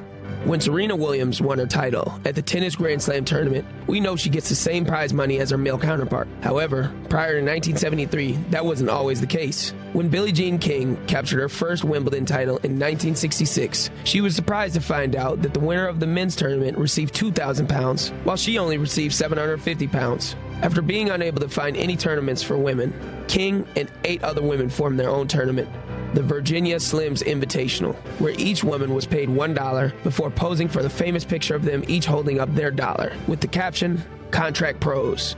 While the move was bold, the pay discrepancies continued. King threatened to boycott the 1973 U.S. Open unless the women were paid the same as the men. Thanks to a grant from Band Deodorant, both the men and women's singles would take home $25,000. Despite the progress at the U.S. Open, it wouldn't be until 1984 that the Australian Open would execute equal pay, followed by the French Open in 2006, and finally Wimbledon in 2007. This has been a WCPT moment in labor.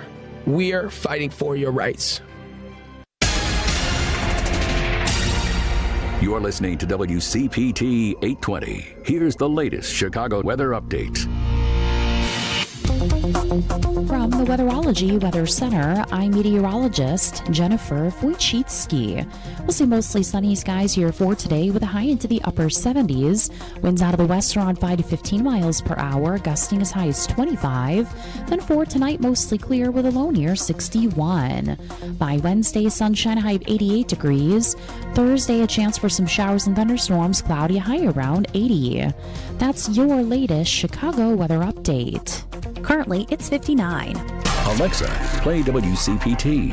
WCPT from TuneIn. You're listening to Choose Views with Richard Chew on WCPT 820, Chicago's Progressive Talk. Hey, Progressives, welcome back to the show, 773-763-9278. Wasn't Robin just great, guys?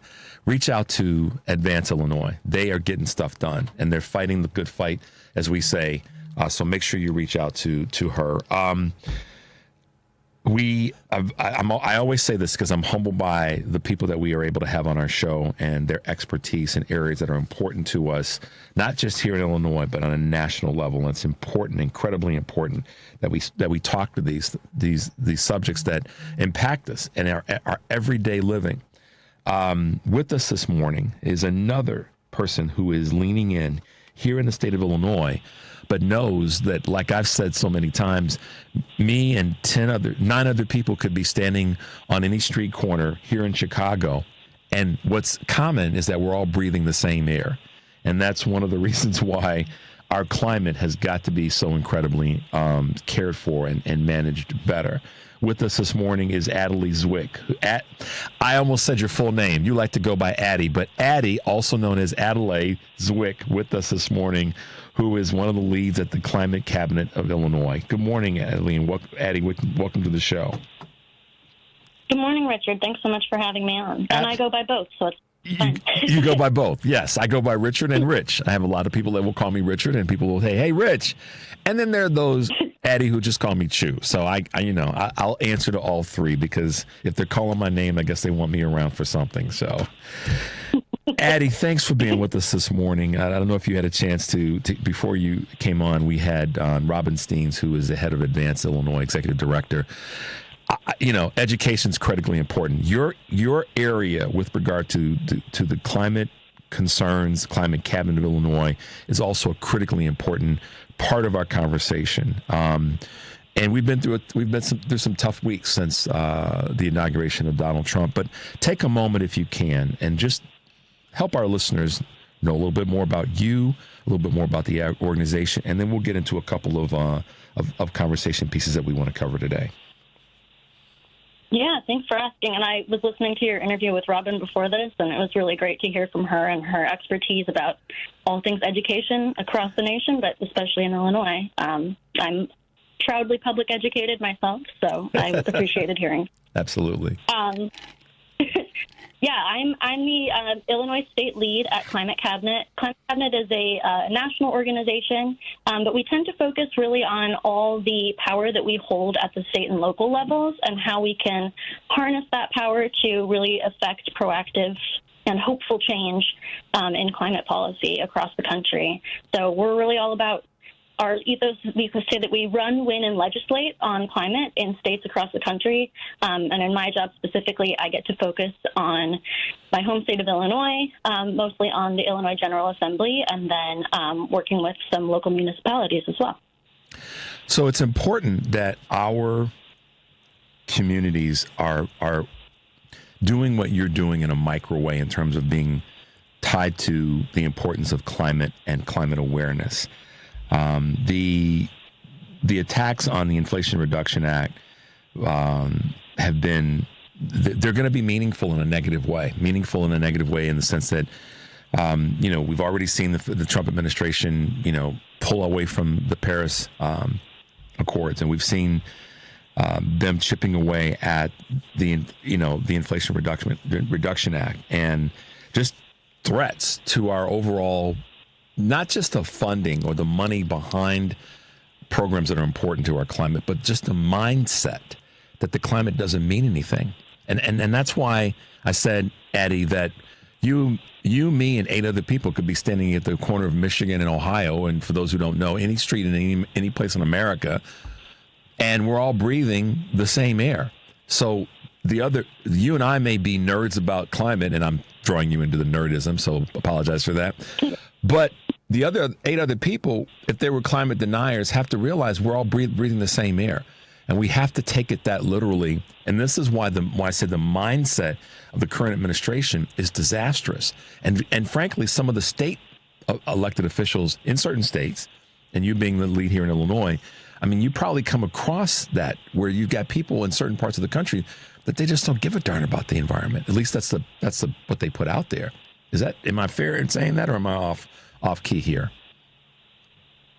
Yeah, I mean, I want to give credit to the Illinois General Assembly where it's due. We have a lot of really fantastic climate champions in our state legislature, but it is definitely true that the White House is aggressively anti-climate right now, and that Congress is obviously seriously considering repealing the IRA, and that there are certainly legislators in other states across the country who unfortunately feel similarly.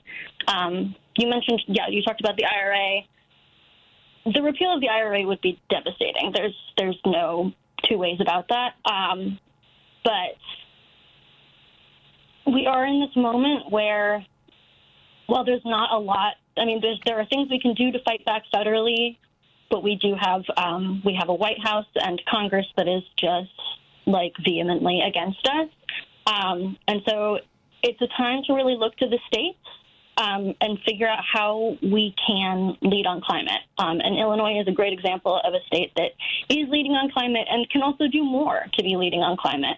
And we've seen some great examples just in the climate cabinet universe of some really great things that states are doing at the local level to keep that hope up and really continue to be leaders on climate despite the bad news at the federal level. Even just in Illinois, we've seen in Naperville, in the Chicagoland area, they just elected a new slate of pro-climate champions to their city council. You had like a clean sweep, and one of our partners is one of the members of the city council there. So you kind of, and you guys were a big part of that, if I understand things correctly. Yeah, we were really proud to support those candidates and do some work with them, and it's just really exciting to see, this like very tangible change at the local level where in rapid succession, these candidates were elected and now they are immediately fighting to make sure that Naperville has the option to get its power from somewhere other than this coal power plant that they've been locked into for years. And so it's really exciting and really hopeful to see that change happen so quickly and just really emphasizes like what Climate Cabinet is all about, which is finding these opportunities for candidates and legislators and other lawmakers who can have an outsized impact on climate. I think some people forget how much impact we can have at the local level and things like city council.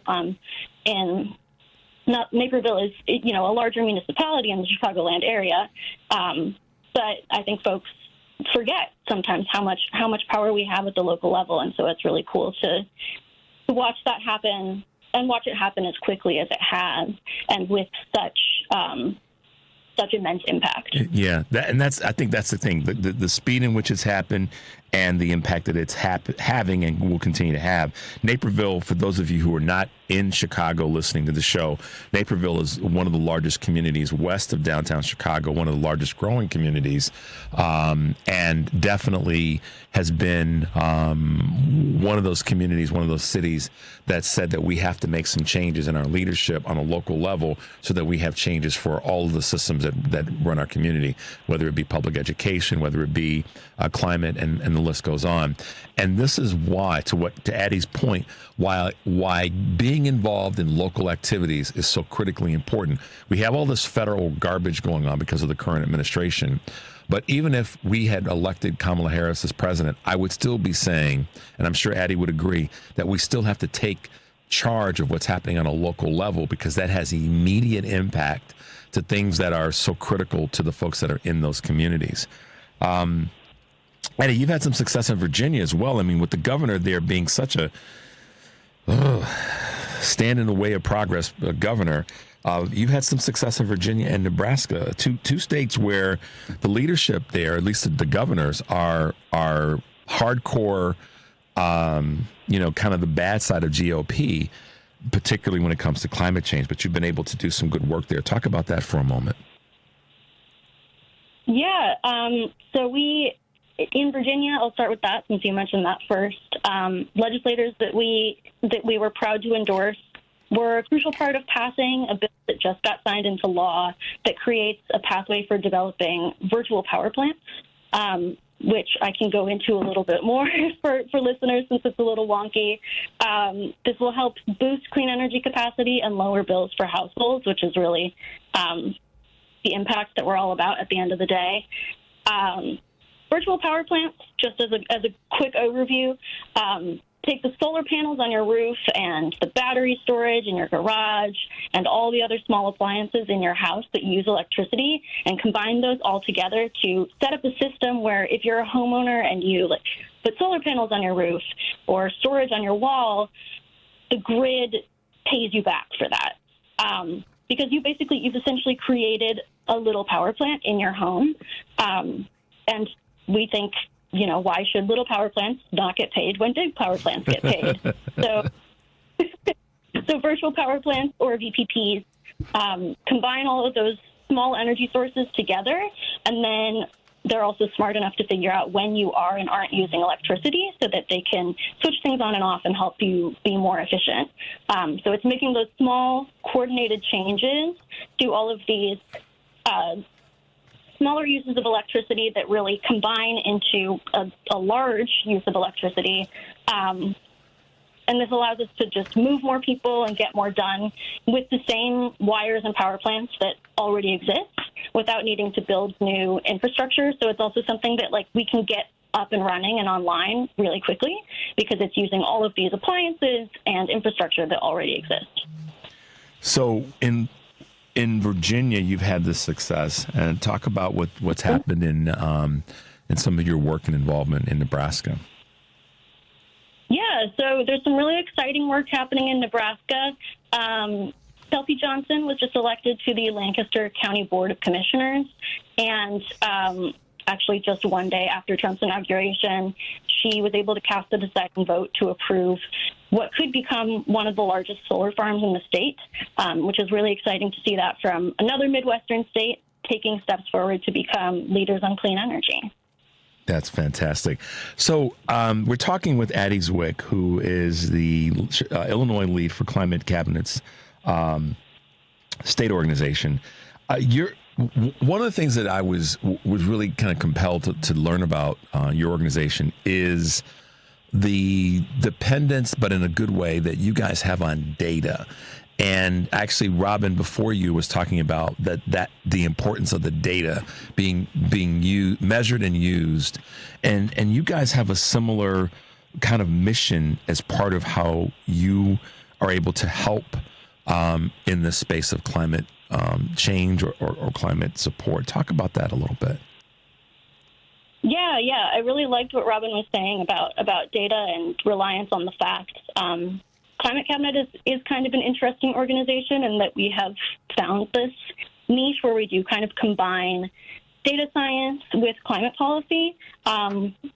We started about 5 years ago as a small team of folks who were just convinced that we could use this, we call it a Moneyball approach, to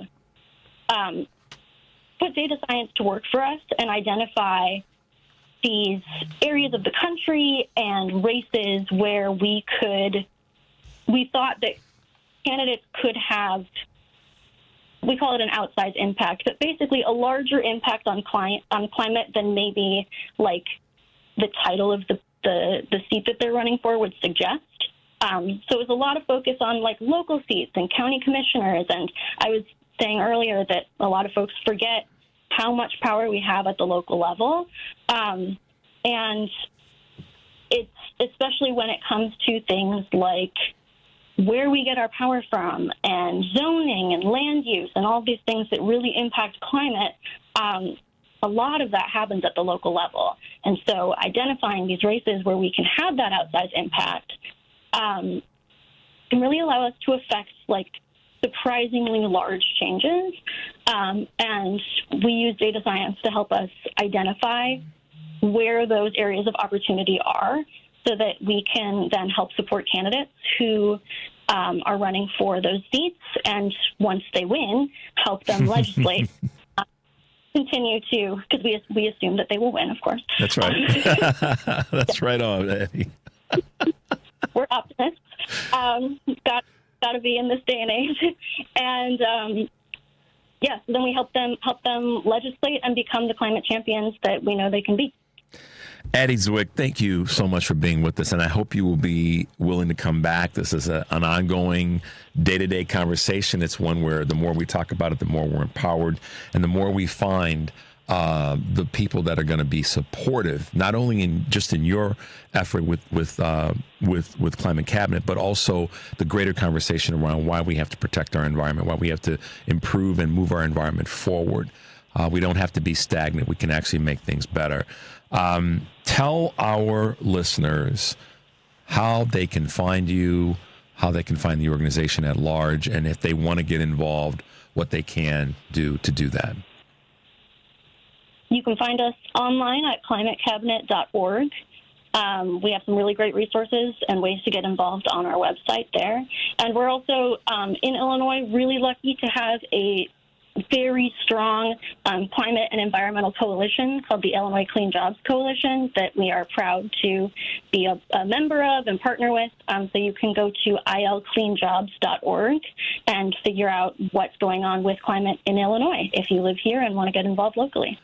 Fantastic. Well, Eddie, thanks for being with us and giving us the lowdown on what you guys are doing and why it's so important. I think sometimes we in our brains we know it's important, but it's not until we feel it that we can take action on it. So your organization and your leadership has been incredibly important in that process. So we appreciate you taking time out to be with us this morning on Choose Views. We will talk with you soon. We'll have you back and we'll do this again. Sound good? Sounds good. Thank you so much for having me. Really enjoyed talking with you. Thanks, Adelaide. We appreciate it. Have a great day. You too. Bye-bye. Bye-bye. All right, guys. How wonderful it is to have experts like that with us on the show and making sure that they can bring us the knowledge of the work that they do. Both Addie Zwick and Robin Steens talking about education and certainly talking about our climate and our environment. Devin, as we wrap up, let's try to do rapid fire with some of the calls that we have on hold. Let's go real quickly. Stephen Des Plaines, let's get you in real quick, man. We got a minute. Let's go for it. Hey, Richard, Steve here. How you doing? Great. Like, you know, I was a Marine. I was in military police. Now, if these clowns come to Chicago, things could get ugly, okay? And I'm thinking of a way that these ICE people are probably, a lot of them are former military, and I've got to wonder what they're thinking in their hearts, possibly. And you know what we do? You humiliate them somehow. You start throwing water balloons. Think about it. Then they've got to take their masks off because they'll be soaking wet. Or even paintballs. Some sort of way to be. I mean, it might go to that. It might go to that where it's going to be like, okay, game on. Okay, as it gets crazy. I hate to say it that way, you know. Me too, man. I literally pray we don't get to that point here in Chicago because we're a different breed here, and you know that from your experience in your life in this community. So, Steve, man, thank you. How's school going? Cool. School's going. Hey, well, I finished. The semester, and I got through finals, and I did pretty good. I got an A and a B. There you go. There you go, man. So we're getting forward. Okay. Proud of you, okay, Steve, cool. and thanks for your contribution as always. Stay strong, okay? Take care. Bye. Bye-bye. All right, let's quickly go to Earl in Hyde Park. Hey, Earl, good morning. Welcome to the show. What's happening? Hey, good morning, Rich. And I just wanted to weigh in on the educational aspect. Yes. What I wanted to make everyone aware of who's younger than I am, because I grew up at a different time, that the reason why we have a Department of Education in the White House is because the states had different priorities as far as educating their population. And we still have states that have different priorities for education. Remember, now we have Texas that's trying to whitewash slavery, remove slavery from our history, or try to say that the slaves were taught a trade. And most white people don't realize that black folks built the pyramids. You know what I'm saying? We had trade. Even though we were brought here, we brought trade and industry and knowledge from the ancestors of all of the continent, not the country, but the continent of Africa. So there.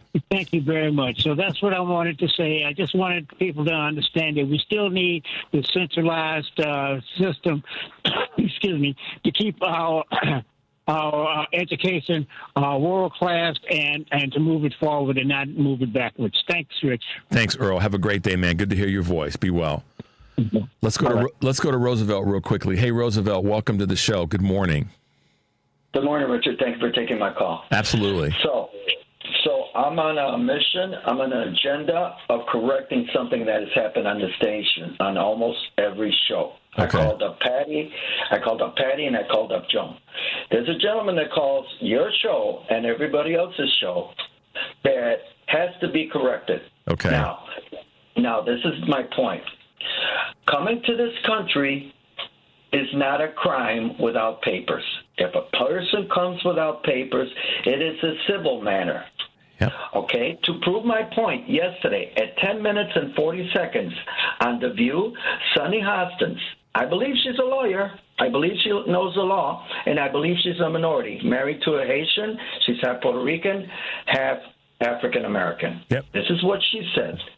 She says these things have to be repeated because 66% of the people in this country believe that it is a crime. And who is the majority in this country as we speak right now? Anglo-Saxons. So that's his forte, meaning Trump ran on that, on deporting the illegals. And he called them illegals. Correction. Undocumented, which is what Sonny said. And that has to be corrected because nobody is an illegal this world. So until they and then even in that space, until they're not an illegal, even if they commit a crime, what they did is illegal. But to your point, I get what you're saying. So let me ask you this question: are you saying that we need to change the language that's used? I want to be clear. So as we wrap up, Roosevelt, just to make sure I get this right. For one, not calling them illegals. Okay. Because we're playing to the other side. That's my point. Yeah, we have to. So in other words, from our side, now I'm getting it. We have to clean up our language. Listen, it starts at home. It starts right here. Clean up on aisle 7. I'm agreeing with you. We have to clean up what we say as our retort and reply, and stop them in their tracks. When someone says these illegals, say no, they're not illegals.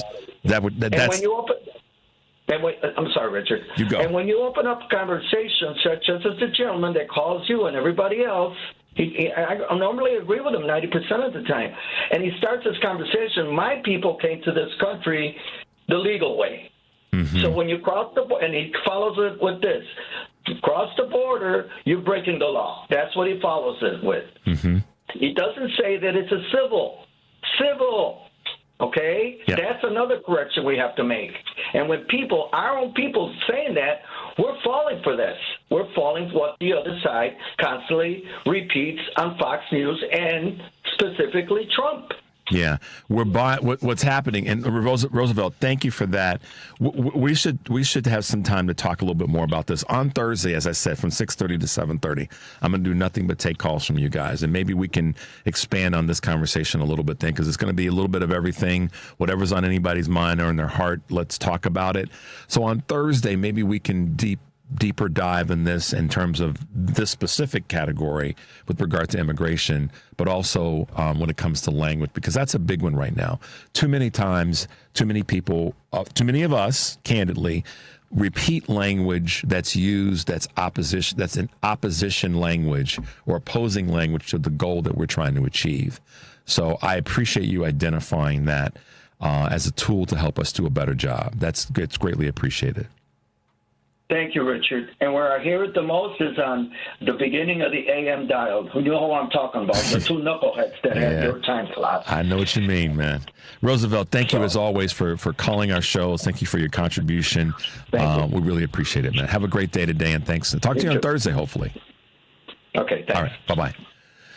He's right. Listen, I think I've said before, my cleanup on aisle 7 is about me getting it right. I know I'm going to, at the pace of what we run a show, that we're going to make some mistakes and say some things. So thank you, Roosevelt, for helping us remember that we need to use the right language or the right way in our conversations. Wow. Thanks to our guests, Robin Steens and Addie Zwick, for being with us. Thanks to you guys for your calls and for your text messages. We greatly appreciate it. Take a deep breath, y'all, and make your life count. We'll see you tomorrow.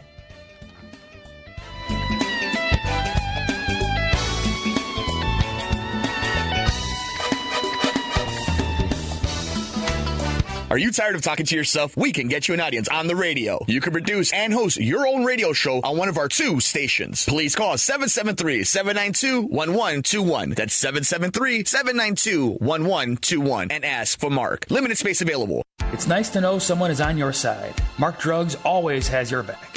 No 2 dogs are the same. A dosage form or strength of medication that works for one dog may not work for another. A compounding pharmacy like Mark Drugs is here to help you with your pet's medication challenges. We'll be happy to help you when your pet is sick. After all, it can affect the whole family. That's why we give our